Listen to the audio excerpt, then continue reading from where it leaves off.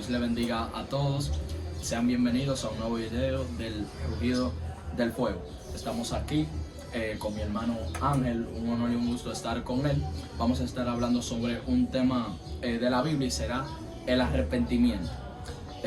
Quisiera empezar con una breve definición de lo que significa el arrepentimiento según la Biblia. El arrepentimiento según la Biblia no es tan solo sentirse mal o un remordimiento, sino que es un cambio profundo, ya sea de camino o de pensamiento. Entre estas cosas implica reconocer el pecado, sentir un pesar por lo que hemos hecho delante de Dios y hacer un cambio. En la Biblia se demuestra tanto en el Nuevo como en el Antiguo Testamento de el arrepentimiento, y hay dos palabras en específico. La primera es naham, que es del hebreo, que es lamentarse, tener compasión, consolarse o cambiar de parecer. Un ejemplo de esto es Joel capítulo 2 versículo 13, que dice: porque misericordioso es y clemente, tardo para la ira y grande en misericordia, y se arrepiente del castigo. No refiriéndose solamente de que Dios se arrepiente de lo que hace, sino que Él siente compasión. Pero si lo aplicamos a nuestra vida, es de que nosotros hacemos un cambio de parecer. O sea que básicamente en la Biblia ha dicho que Dios se ha arrepentido de lo que ha hecho.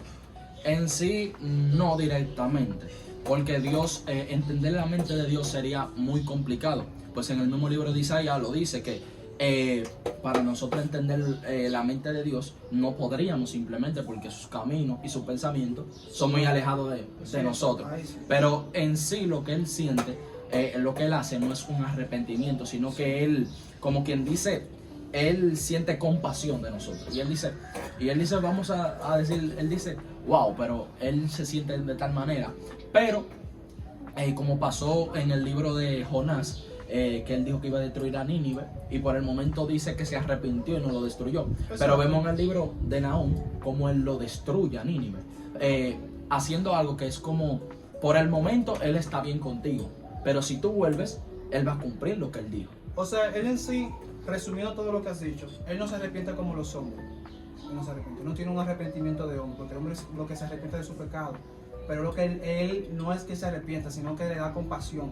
Por ejemplo, con lo mismo de Nínive, que él lo que hizo fue, no destruyó el pueblo cuando se arrepintieron ellos de su malo camino. Él lo que hizo, tuvo compasión, dijo, ellos se han arrepentido de corazón, mostraron un verdadero arrepentimiento, entonces decidió no destruirlo. Ahora, cuando se volvieron a lo malo de nuevo, ahí fue que lo destruyó verdaderamente.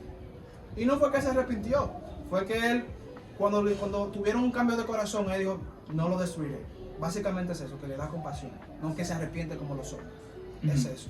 Porque eso es algo utilizado por la Biblia, hasta por muchos escritos poéticos, y es el antropopatismo, que es darle emociones o sentimientos a cosas que no la tienen o que simplemente no entenderíamos como lo sienten. Seguiríamos con lo que es el arrepentimiento. ¿Qué habla la Biblia sobre el arrepentimiento? Bien, vamos a empezar con uno de los versos bíblicos más conocidos, sería Mateo capítulo 3, verso 7, que vendría diciendo, arrepentíos, porque el reino de los cielos se ha acercado. Al ver él que muchos de los fariseos, de los saduceos, venían a su bautismo, les decía, generación de víboras, ¿quién os enseñó a oír de la ira venidera? Haced pues frutos dignos de arrepentimiento. Y no penséis decir dentro de vosotros mismos, a Abraham tenemos por padre, porque yo os digo que Dios puede levantar hijos a Abraham aún de estas piedras. Y también el hacha está puesta a la raíz de los árboles, por tanto, todo árbol que no da buen fruto es cortado y echado en el fuego. Bueno, aquí como podemos ver, el hermano Juan el Bautista estaba dando un escarmiento, estaba dando una palabra para que el pueblo se arrepintiera. Como vio que muchos saduceos y muchos fariseos estaban llegando, él, sabiendo lo que había en sus corazones, lo que les dice es que tienen que arrepentirse y dar fruto digno de arrepentimiento. Porque es muy fácil ellos decirle a nuestro hermano Eri, arrepiéntase hermano Eri, tú eres muy mentiroso, tú eres un hablador, tú eres un ladronazo. Muy fácil yo decírselo a él, pero la otra cosa es yo tener un ejemplo de eso, yo dar el ejemplo de eso. Por ejemplo, el hermano Juan le estaba dando este escarmiento porque ellos verdaderamente no se estaban arrepintiendo de corazón. Ellos lo que estaban yendo es para que el pueblo viera que ellos se arrepienten, para que el pueblo lo idolatrara. Oh, mira, están viniendo el bautismo de Juan. Pero en su corazón todavía estaba la fornicación, todavía estaba la mentira, todavía estaba el orgullo, porque ese era el problema que ellos tenían, que les gustaba que el pueblo lo idolatrara. Entonces, sabían decir, oye, ¿cómo sabían decir? A Abraham tenemos por padre. Dios podría levantar a otra generación, hasta de una roca, hasta precisamente diciendo de los gentiles, yo puedo levantar una nueva generación que verdaderamente les sirvan, que verdaderamente den fruto digno de arrepentimiento, porque eso es lo que ellos tenían, que ellos no se arrepentían. Su corazón estaba lleno de orgullo, su corazón estaba lleno de vanidad. A ellos les gustaba estar en las plazas dando palabras y orando delante del pueblo. Por eso es que muchas veces Jesucristo tenía que reprenderlo a ellos, tenía que enseñar la verdadera forma de lo que es la oración. ¿Usted va a decir algo? No, claro. Algo que tenían los fariseos, y era que nosotros sabemos que ellos eran muy celosos con lo que es la ley, era la rama de los judíos más celosa con la ley. Pero pasaba algo que al mismo tiempo que ellos eran celosos, ellos no seguían la ley. Porque pero ellos le ponían carga al pueblo que ni ellos mismos podían cargar ni hacían. Entonces, cuando Juan ve esto, Juan ve que estos individuos vienen llegando donde él y que a bautizarse, sabiendo que el bautismo podría salvarlo a ellos. Juan le dice algo muy, muy fuerte y poderoso que en la época no sería como común. Porque antes en sí había que matar un becerro, un cordero, para poder en sí arrepentirse de su pecado. Pero Juan el Bautista dijo algo muy profundo. Se fue profundo él dijo que había primero que arrepentirse y convertirse, porque de nada sirve arrepentirse si usted no se convierte. Ahora, ¿por qué hay que convertirse? ¿Por qué hay que convertirse? Dime por qué.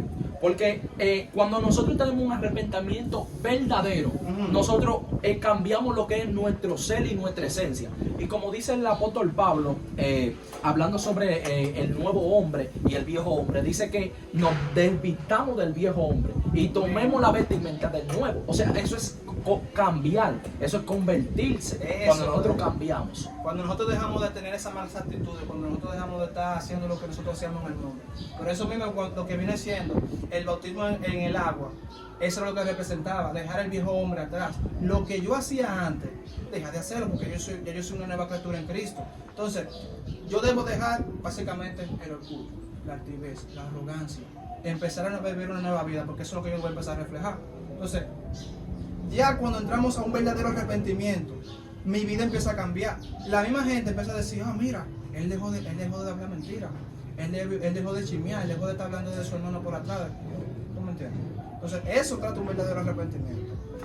Sí, el arrepentimiento es uno de los temas más fuertes de la Biblia, porque en ese mismo tema entra lo que es la santidad, cuando nosotros tenemos un arrepentimiento y un cambio verdadero. Y esto es por dentro, nosotros tenemos que estar limpios, sumamente limpios. ¿Por qué? Porque por eso es que habla también en el libro, si no mal recuerdo, de Primera de Pedro, de tener una buena conciencia. Lo primero que tenemos que tener una buena conciencia, limpiarnos por dentro, que dejemos la mentira, el hablar cosas extrañas, raras. Pero después de esto pasa algo, que necesitamos otro cambio, y es el de afuera. Porque imagínense que yo me convierta y que yo tenga un cambio por dentro. ¿Cómo los demás cuando me vean se darán cuenta de lo que pasa es que cuando tú tienes un cambio por dentro, ya eso se va a reflejar en el exterior? Por ejemplo, de nada me vale que yo diga que estoy arrepentido, que ya tuve un cambio, ¿verdad? Hubo un cambio interno mío, pero eso se va a reflejar en lo que yo haga, en mis acciones, en mi forma de ser, en mi forma de hablar, hasta en mi forma de yo cuidar a los hermanos, en mi forma de vestir, porque eso es algo clave ahí. Nuestro corazón va a reflejar lo que somos por fuera. Si en mi corazón hay amor, yo voy a reflejar eso. Si en mi corazón está en la misericordia, en mí va a haber una misericordia de que yo voy a darle comida a un necesitado, de que yo voy a darle dinero a alguien que yo sepa que esté pasando por una calamidad, porque eso es un cambio interno que se refleja en lo externo. ¿Ves? Entonces, eso es algo muy profundo, hermano. Eso es algo que verdaderamente hay que llevarlo a un nivel de que, Dios mío, espérate. En sí la palabra clave es que al ser tan profundo, la gente lo deja en un término, lo lleva a un término que lo corta, como que no lo da bien explicado. Aquí yo quiero llegar con esto para ¿qué podemos utilizar? O tú me ayudas ahí. Es en sí como que nosotros tengamos un cambio por dentro. Exactamente. Y eso que nosotros decimos que tenemos por dentro, sí, lo reflejemos por fuera. Porque exacto, algo que dijo Jesús le dijo a los fariseos: ustedes son sepulcros blanqueados, porque ustedes por afuera están bien bonitos y están bien. Porque exacto, Jesús se refería a la vestimenta de ellos y dijo: su vestimenta está bien. Exacto. Ahora su corazón está dañado, está podrido. Hay como quien dice, está lleno de gusano, ahí no hay nada bueno. Y ese es el cambio que nosotros tenemos que tener. Pero ahora vamos a ponerlo como al revés. Si nosotros tenemos un cambio por dentro y estamos muy bonitos, pero por fuera todavía no hay un cambio, también corremos peligro, porque aquí se demuestra el amor y la misericordia que nosotros tenemos en nuestros hermanos. Sí. Porque dice la Biblia que hay de aquel que haga caer a uno de sus pequeñitos. Y nosotros sabiendo que si con nuestra vestimenta podemos hacer caer a algún hermano de la congregación o a algún hermano que sea de la iglesia en general, de la iglesia de Cristo, si nosotros sabemos, nosotros debemos de cambiarlo. ¿Por qué? Porque yo amo a mi hermano y yo tengo misericordia de él y dejo lo que me gusta a mí para que él pueda salvarse también. Y algo que dice Pablo a Timoteo, le dice que se vistan con modestia y pudor, hablando de ojos caídos, que nadie levante una vista morbosa ante la vestimenta. O sea, que esté bien representado, no como andan algunos, que haciendo del evangelio un chiste, sino que sea algo moderado, una ropa moderada, pero que no exalte ninguna parte del cuerpo. Exactamente. Entonces, ya en sí, esa vendría siendo una de las partes del arrepentimiento. Vamos a seguir con otro verso bíblico que nos va a ayudar a contextualizar lo que queremos enseñar. Porque la tristeza, que es según Dios, produce arrepentimiento para salvación, de que no hay que arrepentirse, pero la tristeza del mundo produce muerte. Entonces, el verdadero arrepentimiento trae una tristeza, pero que esa tristeza no te vas a sentir como en depresión, básicamente. Esa tristeza es lo que te va a ayudar a arrepentirte para que tú dejes tus malos caminos. Entonces, eso es como cuando David se ponía triste por los pecados que él hacía. Él se arrepentía verdaderamente de que no volvía a cometer un pecado. Ahora, yo le hago una pregunta a la comunidad. Cuando David pecaba, ¿él volvía a repetir el mismo pecado? ¿Sí o no? No volvía. Él no volvía. ¿Por qué pasaba esto? Porque David tenía un corazón conforme al de Dios. David sabía fallar o fallaba y él no volvía al mismo pecado. Él no volvía a caer en la misma situación. No como nosotros, que nosotros en verdad caemos en un pecado y lo volvemos a repetir, Y no porque uno quiera muchas veces, no porque muchas veces la debilidad, pero en verdad no tiene que poner su mente fuerte muchas veces. Es decir, soy fuerte en Cristo, soy fuerte en Dios. Uno puede poner su mente en debilidad. Ahora, David, diciendo el ejemplo de David, fallaba pero no volvía en un pecado. Y esa es la mentalidad que tenemos. Continuando con los versos bíblicos, en Romanos capítulo 12, verso 2, nos dice: no os conforméis a este siglo, sino transformados por medio de la renovación de vuestro entendimiento, para que comprobéis cuál sea la buena voluntad de Dios, agradable y perfecta. Háblanos, hermano, de esta parte. Bueno, como tú has dicho ya de este versículo, Pablo nos enseña algo en el libro de Romanos capítulo 12, versículo 2, y es que nosotros tenemos que andar no conforme a este siglo, no conforme al modelo o al diseño que hay en estos tiempos, porque dice el apóstol Pablo en el libro de Efesios capítulo 6, habla que esto está gobernado por gobernadores de la tiniebla, este siglo. Entonces, como este siglo está gobernado por la tiniebla y nosotros ya pertenecemos a la luz, hacemos todo lo que es contrario a la tiniebla, lo cual es la voluntad de Dios. Cuando nosotros hacemos la voluntad de Dios, que entendemos lo que según nuestro entendimiento se ha transformado y renovado, y conocemos cuál es la voluntad de Dios, lo que a él le gusta y lo que a él no le gusta, nosotros sabemos qué hacer. Perfecto. Mira, aquí dice: si no transformar por medio de la renovación de vuestro entendimiento. Cuando te habla de que transformarnos en la renovación de vuestro entendimiento, de que tú tengas un cambio, de que en tu mente hay una transformación, como una metanoia. Cuando te habla de que es un cambio, es que dejar al viejo hombre atrás dejar al hombre de pecado y empezar a dar frutos dignos de arrepentimiento. Por eso es cuando Jesucristo le hablaba a los fariseos, diciéndole que lo que contamina al hombre no es lo que entra, sino lo que sale de la boca. Y le estaba diciendo que lo que sale de tu corazón es lo que verdaderamente te contamina. Porque ellos lo que estaban muy atentos a que lo que estaban comiendo los discípulos estaban comiendo con la mano sucia, pero lo que verdaderamente es lo que va a dañar el corazón de la gente es cuando lo que sale de tu corazón, porque lo que sale del corazón es la mentira, la lascivia, la maledicencia. Entonces por eso Jesucristo estaba corrigiéndole eso a los fariseos.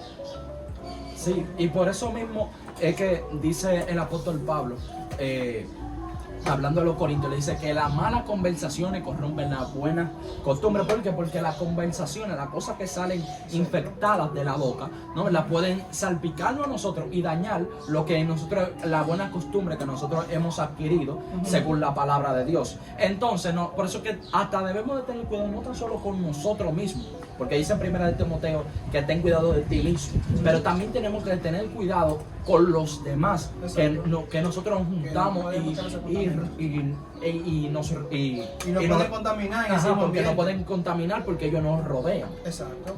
Por ejemplo, el proverbista enseñó que en el mucho hablar nos falta pecado.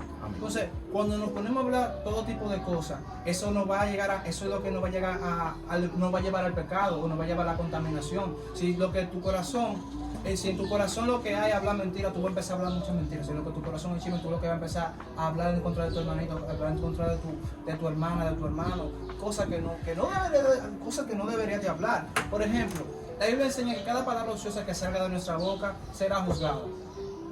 Nos van a tomar en cuenta cada palabra que salga de nuestra boca, así que tenemos que tener cuidado cuando digamos algo, cuando expresemos algo. Por eso mismo tenemos que estar meditando en la palabra de Dios, porque si meditamos en la palabra de Dios, de nuestro corazón va a salir palabras de Dios, van a salir cosas preciosas dirigidas por el Espíritu Santo. Pero tenemos que tener cuidado en lo que meditamos, en lo que pensamos, en lo que decimos, porque en lo que meditamos es lo que vamos a hablar. Amén. Por eso que dice una frase que me gusta mucho, que aunque no sea de la Biblia, según lo que expresa, puede combinar con lo que es la Biblia. Y dice que, esa frase dice, donde reina el ocio, reina el pecado. Cuando nosotros no tenemos nada que hacer en lo que estamos haciendo en nada, o hablando cualquier cosa, no, de ahí puede salir el pecado, y por eso tenemos que tener mucho cuidado. Amén. Mira aquí, hermano Eric, dice en Gálatas 5:22, 24, mas el fruto del Espíritu es amor, gozo, paz, paciencia, benignidad, bondad, fe, mansedumbre, templanza. Contra tales cosas no hay ley. Pero los que son de Cristo han crucificado la carne con sus pasiones y sus deseos. Aquí le tengo una pregunta. ¿Cuál? Dios. Nosotros, como cristianos, automáticamente nos volvemos a Cristo, nos volvemos cristianos. Podemos dar todos esos frutos de un tiro. Soy cristiano, doy fruto espiritual. No, pero ahora usted tiene una mata de mango ahí atrás. Esta mata de mango tiene unos mangos que son chiquitos. Eso si lo comemos no sería nada porque todavía no han crecido. Así mismo los frutos, el fruto digno de arrepentimiento o el fruto del Espíritu en cada uno de nosotros como cristianos. No salen inmediatamente no convertidos, como de que me convertí hoy y mañana soy un profeta, soy Moisés, soy un evangelista, soy Elías botando fuego. No es que simplemente nosotros nos convertimos, ya somos el hombre de Dios, el superhombre de Dios, sino que esto lleva un proceso. ¿Por qué? Porque así como la fruta lleva un proceso, nosotros también, para poder madurar en lo que es el evangelio. Entonces, básicamente yo tengo que ir creciendo chin a chin, dando frutos chin a chin, de que si hoy oro 15 minutos, mañana puedo orar 20, y después, más adelante, puedo empezar orando 1 hora, 3 horas, y así es que yo puedo ir escalando. Ahora, conforme a esto que me ha dicho, tengo otra pregunta. Conforme a 1 de Juan, capítulo 3, verso 9, usted sabe que ahí te habla de lo que es la simiente de Cristo. Automáticamente yo peco. ¿Dejó de tener la simiente de Cristo? No. ¿Por qué? No deja de tener la simiente de Cristo. Ajá, porque si usted nota, versículos anterior a este de 1 de Juan capítulo 3, versículo 9, habla sobre qué. Habla sobre que el que practica el pecado es del diablo, porque el diablo peca desde el principio. O sea, que si nosotros practicamos el pecado, ahí perdemos la simiente de Cristo. Pero si pecamos, como quien dice, porque somos humanos y podemos pecar. Si pecamos como pecó David, una vez pecamos, no quiere decir que perdimos la simiente de Cristo. Porque David pecó, pero él se arrepintió y dio fruto digno de arrepentimiento. ¿Por qué? Porque él demostró que verdaderamente se arrepintió. ¿Por qué? Porque se convirtió. Exacto. Entonces, básicamente, no es que uno no vaya a pecar, porque todos estamos expuestos a pecado por nuestra naturaleza pecaminosa. Ahora, la otra pregunta sería, cuando uno peca, no hay una consecuencia. Básicamente, el Señor nos va a perdonar por todo lo que hacemos. Ahora, no hay una consecuencia por eso. Claro, ¿Hay consecuencias? claro, con el mismo ejemplo de David. ¿Qué fue lo que le pasó a David después del pecado, aunque Dios lo haya perdonado? Exacto. Cuando David pecó, que le tomó la mujer de Uría, que se le murió su hijo. Bueno, eso mismo que se le murió su hijo. El hijo de él murió. Y lo que él hizo en secreto, se le hizo en público. Lo que él hizo en oculto, le pasó en público, porque el mismo hijo de él fornicaron. Tuvo fornicación en Absalón, tuvo una fornicación con todas sus concubinas. Entonces, sigue continuando ahí. Continuamos con esto mismo, y es que David, aunque sí tuvo un arrepentimiento verdadero, aunque sí el Señor lo perdonó, el pecado trae una consecuencia. Cuando nosotros pecamos y no, por eso es que tenemos que tener cuidado, porque el Señor, aunque no haya perdonado, Él tiene un castigo para el pecado. Por ejemplo, Moisés le golpeó la peña cuando Dios le dijo que le hable. ¿Y qué pasó? Dios lo perdonó, sí. Pero ¿qué pasó? Que él no pudo entrar a la tierra prometida. Dios mío. Él no pudo entrar. ¿Por qué? No, claro que no. ¿Por qué? Porque ya Dios le había dicho algo. Le dijo, yo te dije a ti que no le dé, sino que le hable. Que le hable, exactamente. Entonces, cuando nosotros hacemos una cosa que va contrario a lo que Dios dice, ahí es que llega la consecuencia del pecado. Es que ese es el problema que tenemos muchos de nosotros. Nosotros muchas veces creemos que porque estamos en la gracia, podemos hacer todo lo que nosotros creamos, podemos pecar porque Dios nos va a perdonar. Ahí tenemos que tener cuidado, de verdad, Dios nos va a perdonar, pero tenemos que tener cuidado. Cada pecado trae una consecuencia. Lo mismo que le pasó a David, lo mismo que le pasó a Moisés. Hubo una consecuencia en ellos dos, automáticamente pecaron. Moisés no pudo entrar a la tierra prometida y a David se le publicó el pecado, se le hizo ese pecado en público. De eso se trata. Amén. Ya estamos menguando y para terminar, hay un versículo clave en el libro de 2 Corintios capítulo 10. Capítulo 7, versículo 10, y dice: porque la tristeza que es según Dios produce arrepentimiento para salvación, de que no hay que arrepentirse. Y como ya estamos menguando, que quiero leer este versículo que está en el libro de 2 Corintios, capítulo 7, versículo 10, y dice: porque la tristeza que es según Dios produce arrepentimiento para salvación, de que no hay que arrepentirse. Pero la tristeza del mundo produce muerte. O sea que cuando nosotros tenemos la tristeza de Dios, que no es simplemente una tristeza, sino que nosotros sentimos cuando pecamos, que nuestro mundo se va a ir. ¿Por qué? Porque amamos tanto a Dios, que cuando pecamos, cuando hacemos algo que está fuera de su voluntad, nosotros sentimos que vamos, como que ya no nos queda nada en este mundo. Dios mío. No, pero exactamente en ese mismo verso bíblico, lo que nos quiere enseñar verdaderamente es que la tristeza de Dios es lo que produce en nosotros es un arrepentimiento, un compugimiento. ¿Qué también te quiere decir? De que la tristeza de Dios no te saca en depresión, de que la tristeza de Dios no te va a hacer a ti que tú cortes la vena, de que la tristeza de Dios no te va a hacer que tú entres que yo me quiero matar, que yo me quiero suicidar. No, eso no le va a hacer la tristeza de Dios. Lo que la tristeza de Dios es, hace una transformación, hace una diferencia en el ser humano y hace que el ser humano se arrepienta de su malo camino y hace que verdaderamente haya en él un cambio. Amén. Entonces, lo que nosotros queremos dejar dicho con este video es que el pecado trae una consecuencia y tenemos que tener cuidado con él. Y que tenemos que dar un fruto que sea digno de arrepentimiento, que se note que en verdad nosotros nos arrepentimos y cambiamos. Amén. Dios le bendiga a mis hermanos. Espero que este video le haya servido de mucha ayuda y de gran bendición para su vida. Ya con eso ya habremos culminado. Espero que le estén pasando muy bien desde su casa. Dios le bendiga. Hasta la próxima. Amén. Dios bendiga.